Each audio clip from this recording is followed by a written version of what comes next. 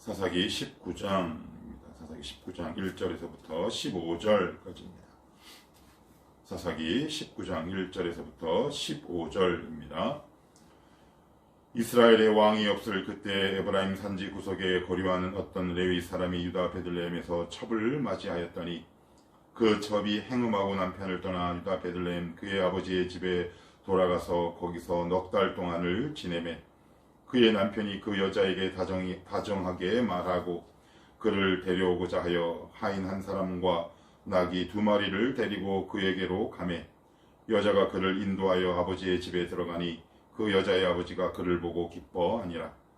그의 장인 곧 그 여자의 아버지가 그를 머물게 하며 그가 3일 동안 그와 함께 머물며 먹고 마시며 거기서 유숙하다가 넷째 날 아침에 일찍이 일어나 떠나고자 하며 그 여자의 아버지가 그의 사유에게 이르되 떡을 조금 먹고 그대의 기력을 돋은 후에 그대의 길을 가라 하니라. 2사람이 앉아서 함께 먹고 마시매 그 여자의 아버지가 그 사람에게 이르되 청하노니 이 밤을 여기서 유숙하여 그대의 마음을 즐겁게 하라 하니 그 사람이 일어나서 가고자 하되 그의 장인의 간청으로 거기서 다시 유숙하더니 5째 날 아침에 일찍이 일어나 떠나고자 하매 그 여자의 아버지가 이르되 청하노니 그대의 기력을 돋우고 해가 기울도록 머물라 하므로 2사람이 함께 먹고 그 사람이 첩과 하인과 더불어 일어나 떠나고자 하매 그의 장인 곧 그 여자의 아버지가 그에게 이르되 보라 이제 날이 저물어 가니 청하건대 이 밤도 유숙하라. 보라 해가 기울었느니라. 그대는 여기서 유숙하여 그대의 마음을 즐겁게 하고 내일 일찍이 그대의 길을 가서 그대의 집으로 돌아가라 하니 그 사람이 다시 밤을 지내고자 하지 아니하여 일어나서 떠나 여부스 맞은편에 이르렀으니 여부스는 곧 예루살렘이라. 안장 지은 나귀 2마리와 첩이 그와 함께 하였더라. 그들이 여부스에 가까이 갔을 때 해가 지려 하는지라. 종이 주인에게 이르되 청하건대 우리가 돌이켜 여부스 사람의 이 성읍에 들어가서 유숙하십시다 하니 주인이 그에게 이르되 우리가 돌이켜 이스라엘 자손에게 속하지 아니한 이방 사람의 성읍으로 들어갈 것이 아니니 기브아로 나아가리라 하고 또 그 종에게 이르되 우리가 기브아나 라마 한 곳에 가서 거기서 유숙하자 하고 모두 앞으로 나아가더니 베냐민에 속한 기브아에 가까이 이르러 해가 진지라. 기브아에 가서 유숙하려고 그리로 돌아 들어가서 성읍 넓은 거리에 앉아 있으나 그를 집으로 영접하여 유숙하게 하는 자가 없었더라. 아멘. 예, 사사기 19장은 역시 이렇게 시작합니다. 이스라엘의 왕이 없을 그때에 후반부에 들어올수록 이 표현이 계속 자주 등장하고 반복하고 있습니다. 그 이야기는 이 문장을 통해 그 다음에 어떤 사례들, 어떤 사건들이 펼쳐질 것인가에 대한 하나의 전조요, 암시다 이렇게 보면 좋을 것 같아요. 너희들 가운데 나를 온전한 왕으로 삼지 않았을 때 이 사회와 이 국가와 한 개인과 가문에 어떤 일들이 일어나는지 너희 2눈으로 똑바로 보고 확인하라. 일종의 경고문인 동시에 하나님의 깊은 애정도 함께 있겠죠. 사랑하는 사람에게 경고하고 교훈하듯이 이스라엘의 왕이 없을 그때에 이 표현을 계속한다는 것은 하나님께서 이 글을 읽는 우리와 그 당시에 이스라엘 공동체에게 반복해서 경고하고 교훈하고 있다라는 말입니다. 그 배경, 그 목적은 우리를 향한 당신의 선민을 향한 하나님의 무한 애정이다. 이렇게 보면 좋을 것 같아요. 사사기가 우리의 모습을 적나라하게 드러나고 또 거기에서 일어나는 비참한 일들이 우리 눈으로 성경을 통해 확인되긴 하지만 이 일을 통해 양극단으로 나가는 것을 우리는 조금 조심할 필요는 있습니다. 내가 이렇구나 하고 내 스스로를 포기해버리거나 아니면 종교인으로 자기 자신을 가장한다든가 이런 양극단의 일들을 우리가 조금은 조심할 필요가 있다. 왜 하나님이 이 표현을 등장시키시고 왜 반복해서 말씀하고 있는지 그 배경과 저의 속내를 우리는 깊이 살펴볼 필요가 있는 거죠. 자, 아무튼 한번 살펴봅시다. 아까도 말씀을 드렸듯이 이 표현이 반복한다는 것은 이 표현 뒤에 나오는 그 모든 일들이 결국 이스라엘의 하나님이 진짜 왕이 되지 못했을 때 발생하는 사건들이다. 이렇게 보시면 된다고 그랬어요. 1절입니다. 이스라엘의 왕이 없을 그때 에브라임 산지 구석에 거류하는 어떤 레위 사람이 유다 베들레헴에서 첨을 맞이하였더니 그래요. 18장에서도 레위인이 나왔습니다. 근데 여기 또 레위인이 나와요. 또 레위인이 나옵니다. 18장의 주인이 이제 미가였다면 19장의 주연은 레위인인데 미가라는 사람의 이름을 등장을 시켰어요. 그건 한 개인이죠. 한 개인이에요.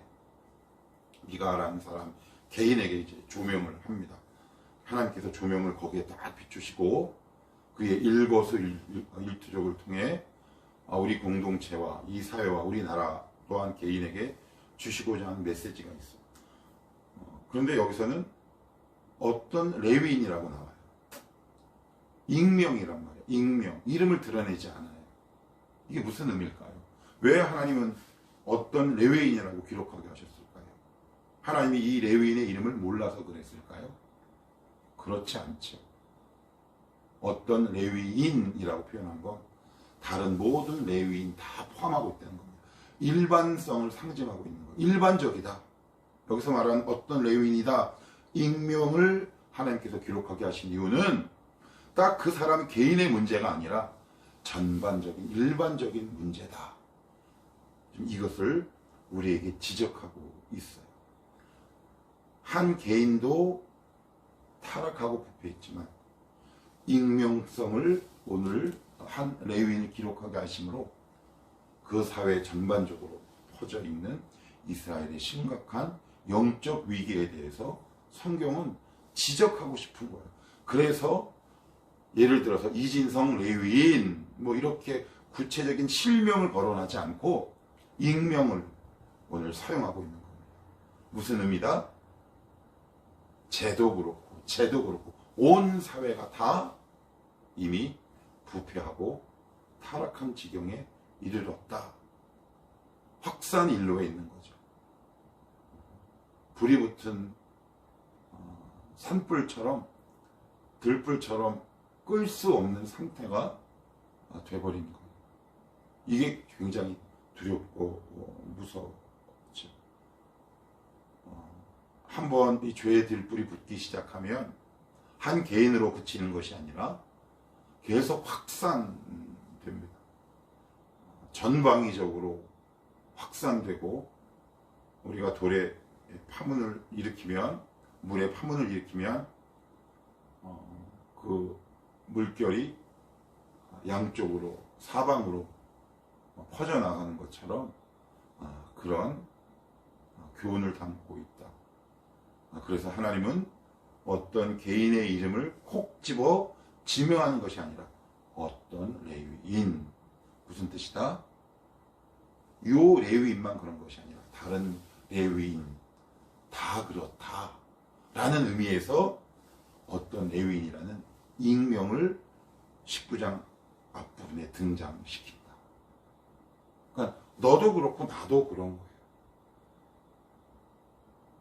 근데 그 레위인에게 어떤 일이 발생했느냐? 1절 끝에 첩을 맞이하였다. 에브라임 산지 구석에 거류하는데 유다 베들레헴에서 첩을 맞이했대요. 거리가 꽤 되거든요. 에브라임 산지랑. 여자가 없어서 그랬을까요? 아니면 유다 베들레헴 여자가 더 이뻐서 그랬을까요? 그 이유는 모르겠지만 멀리 떨어져 있는 곳에서 첩을 데리고 옵니다. 레위인은 첩을 둘 수 없어요. 하나님의 창조 섭리는 일부 다처가 아니라 일부 일처예요. 레위인, 하나님의 말씀을 맡은 레위인이 이 사실을 모를 리 없습니다. 그런데 하나님께서 정하신 원칙을 가볍게 깨버리는 겁니다. 그 규례를 가볍게 깨요. 그 어떤 양심의 가책이나 이런 것도 없어요. 왜 그럴까요? 제가 앞에서도 말씀드렸듯이 이미 전 사회에 보편적으로 축적, 즉 레위인이어도 첩을 들 수 있는 사회적 분위기가 조성되어 버린 거예요. 왜요? 그 당시 하나님이 이스라엘의 진정한 왕이 되지 못했기 때문에, 자기들이 인생의 왕이 되었기 때문에 이런 비윤리적이고 반윤리적인 행동이 전 사회에 전반적으로 퍼져 있었던 거죠. 그러니까 이 레위인이 당연히 쟤도 그래? 나도 그래. 여기서 우리가 굉장히 중요한 교훈이 하나 있는데요. 너무 넓게 나가면 시간이 없으니까 로마 시대에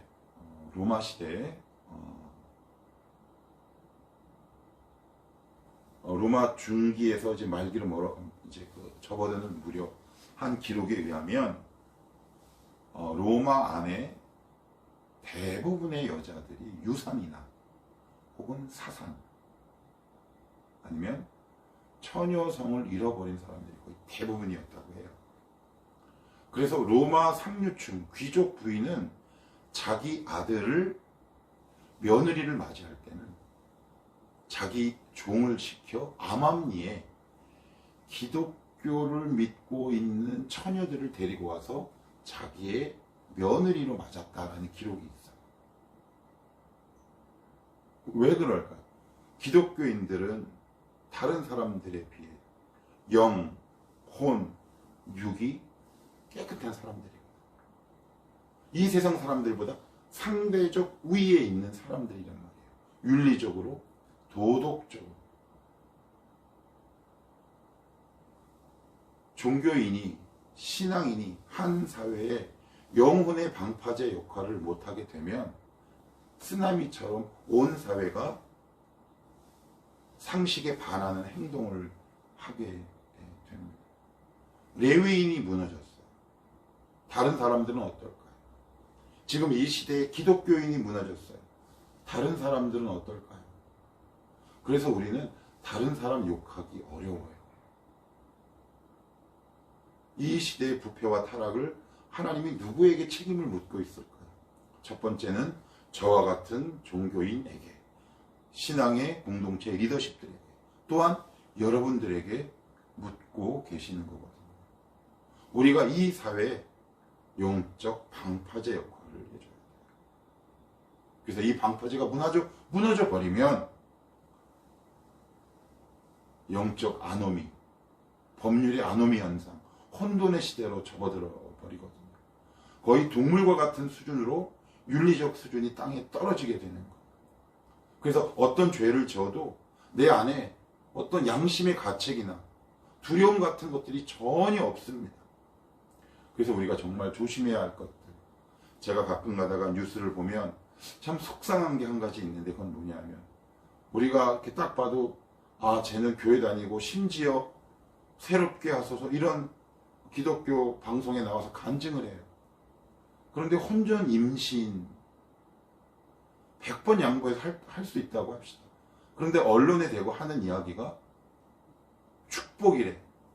물론 생명 자체는 축복이죠. 생명에는 무슨 죄가 있겠습니까? 최소한 부끄러워해야 하지 않겠습니까? 원래 죄의 특징은 숨겨야 하지 않겠습니까?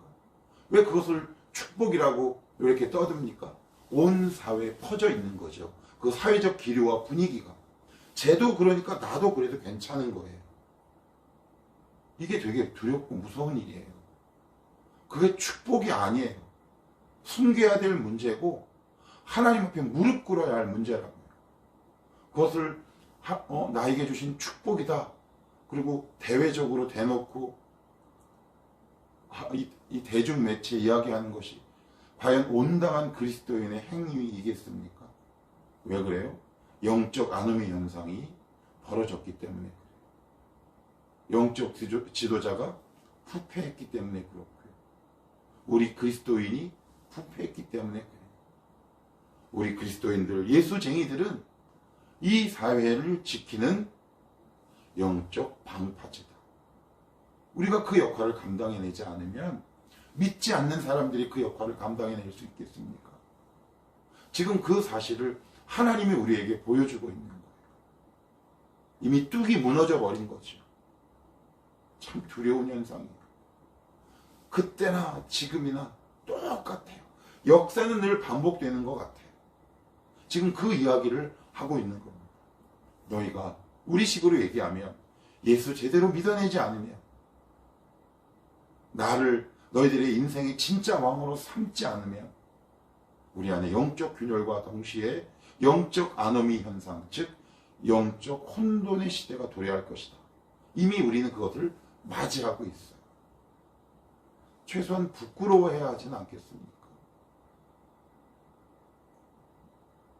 그것을 가지고 뭐 심하게 학대하거나 그럴 필요는 없지만 최소한 부끄러워할 줄은 알아야죠.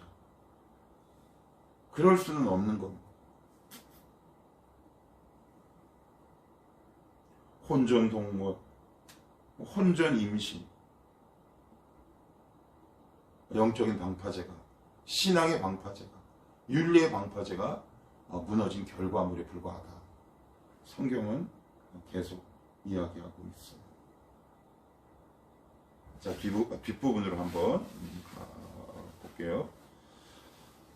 11절, 그들이 여부수에 가까이 갔을 때 해가 지려 하는지라 종이 주인에게 이르되 청하건대 우리가 돌이켜 여부수 사람의 이 성읍에 들어가서 유숙하십시다 하니, 주인이 그에게 이르되 우리가 돌이켜 이스라엘 자손에게 속하지 아니한 이방 사람의 성읍으로 들어갈 것이 아니니 기브아로 나아가리라 하고. 이 이야기를 아까 제가 조금 앞에 드렸어야 했는데 말씀을 못 드렸는데, 첩이 있었다, 여기서는 행음이라 그랬는데 정확한 의미로는 여러 가지 의미로 해석할 수 있어요. 부부싸움, 아니면 실제로 행음일 수도 있고, 근데 꼭 행음만은 아니다. 정식 부부도 아니지만, 그래서 자기 친정집으로 돌아간 거예요. 그런데 그 당시는 친정집으로 돌아갈 수가 없어요. 지금도 친정집에 가는 것이 썩 유쾌하지 않는단 말이에요. 21세기에 사는 지금도 이 사회적 분위기가. 근데 그 당시는 여자는, 더군다나 첩은 재산의 일종이란 말이에요. 그 재산이기 때문에 주인의 허락 없이는 집 밖을 나갈 수가 없어요. 더군다나 자기의 친정집으로 돌아간다? 그것도 4개월씩이나? 이게 뭘까요? 그 첩이 레위인을 우습게 여긴 거죠. 영적 아노미 현상이 오면 비천한 사람들이 우리 그리스도인들을 우습게 여기기 시작하는 겁니다. 그 누구도 얘기할 수 없어요. 내가 회사에서 조롱당하는 것, 내가 인정받지 못하는 것, 심지어 공동체 안에서 아니면 인간관계 속에서 내가 지금 이 영적 아노미 현상이 빠져 있는지 한번 잘 살펴볼 필요가 있어요. 비천한 자들이 우리를 손가락질하는 겁니다. 우습게 여기는 거예요. 감히 나갈 수 없어요. 아무리 예외인이어도, 그 첩이어도. 왜요? 첩은 종의 개념이고 고대 근동의 종은 재산의 개념이란 말이에요. 재산에 불과한 첩이 어떻게 자기 집에 4개월 동안 주인의 허락 없이 갔다 올 수 있겠습니까? 불가능한 상황이에요. 무슨 얘기다? 무슨 의미를 담고 있다? 비천한 것들이, 거룩한 사람들, 레위인을 무시하는 겁니다. 누가 이런 일을 자초했습니까? 레위인 스스로가 자초한 거 아닙니까? 아무튼 그리고 나서는 이제 어떻게 해서 그 첩을 데리고 옵니다. 그러다가 이제 해가 져요.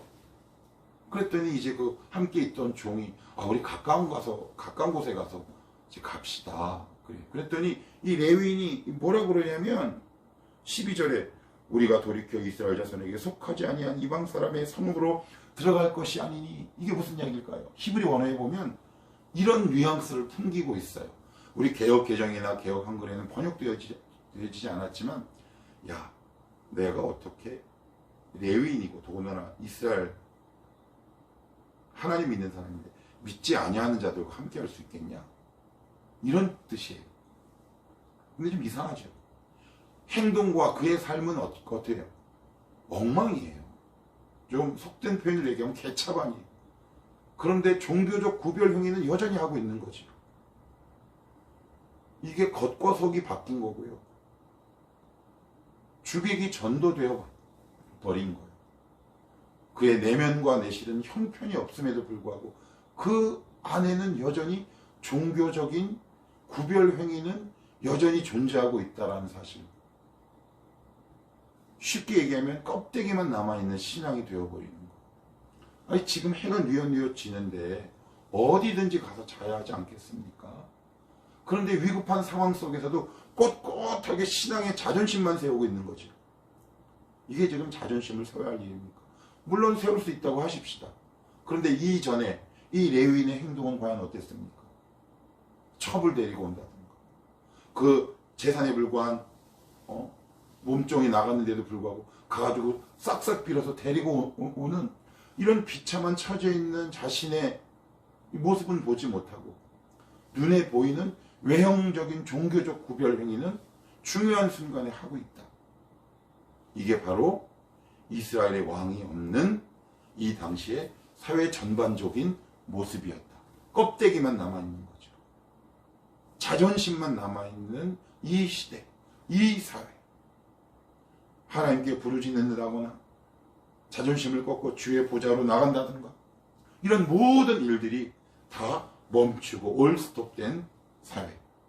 이게 바로 19장에서 하나님이 우리에게 전하고 싶은 메시지다.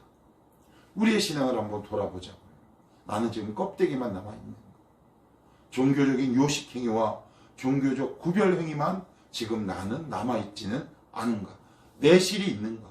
열매가 있는가. 실제적인 삶의 결과물이 있는가. 한번 돌아보자고요. 하나님, 인애하신 구세주여, 죄인 오라 하실 때 날 부르시옵소서. 제가 앞에서도 들어놓은 그 복음성가처럼 내가 주인 삼은 것 내려놓게 하시고 이제 껍데기가 아니라 진짜 신앙인의 모습으로 살아가게 하옵소서. 이렇게 기도하는 저와 여러분 오늘 하루의 삶이 되기를 축복합니다. 기도합시다.